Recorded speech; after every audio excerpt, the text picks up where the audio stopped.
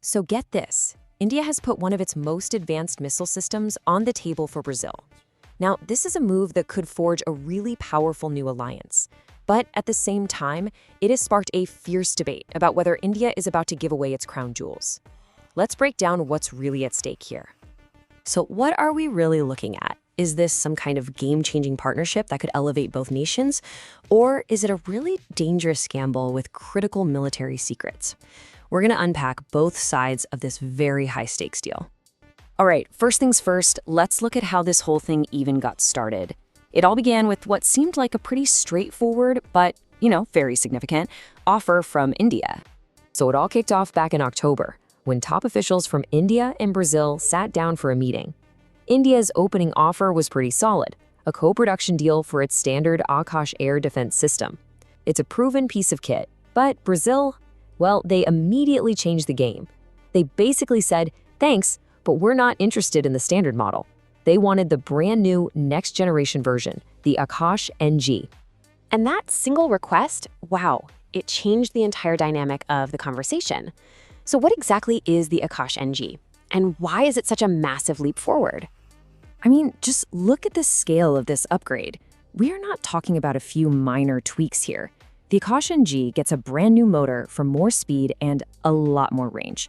It's got a state-of-the-art ASA radar that can track way more targets with incredible precision.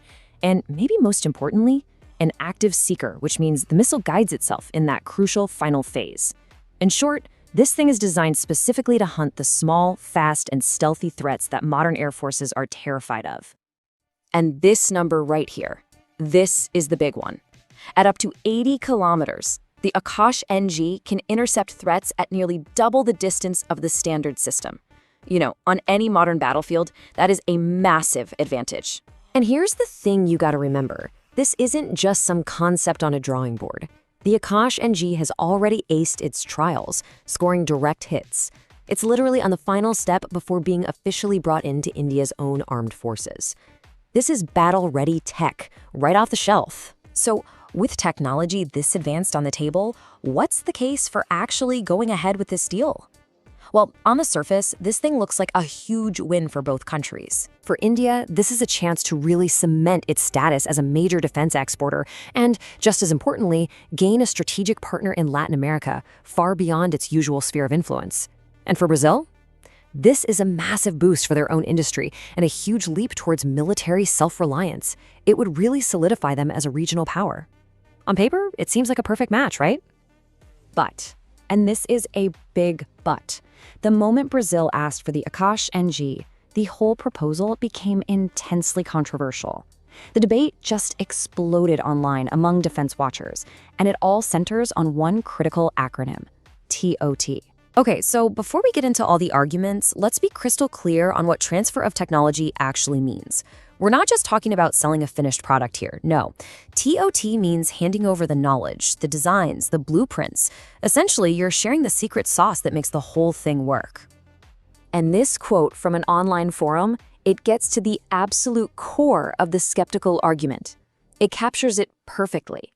The Akash-NG is so new, it hasn't even been fully inducted into India's own military yet. So the question everyone is asking is, why on earth would you give away your newest secrets before you've even fully equipped yourself? Others were, let's just say, a lot more blunt, expressing a really deep distrust. This user, for example, points to Brazil's past deal for Gripen jets, where they sent hundreds of engineers to Sweden to absorb the technology. So the core fear here is that a partner could just take the tech and become a future competitor. However, on the flip side, a powerful counterargument quickly emerged. This commenter compares the potential deal to the incredibly successful BrahMos missile program, which was a joint venture between India and Russia. The idea here is that real, true strategic partnerships, well, they require sharing top-tier technology. And then you have this other perspective, which is a lot more strategic. People arguing that this isn't a one-way street, but a trade. The argument is that India shouldn't be so close-minded. In return for the Akash-NG tech, India could demand full technology transfer for something it needs, like Brazil's advanced KC-390 military transport aircraft. And all of this, all these different viewpoints, it brings us right back to the core dilemma. It's an incredibly complex calculation that's now facing India's leaders. So here it is, the final calculation.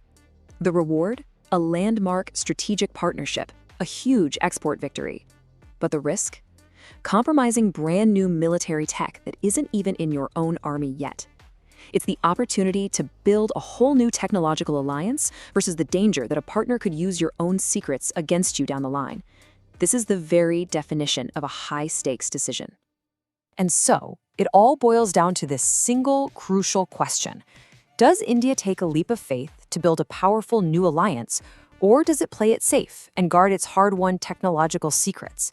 The answer, whatever it is going to say a lot about India's ambitions as a rising global power.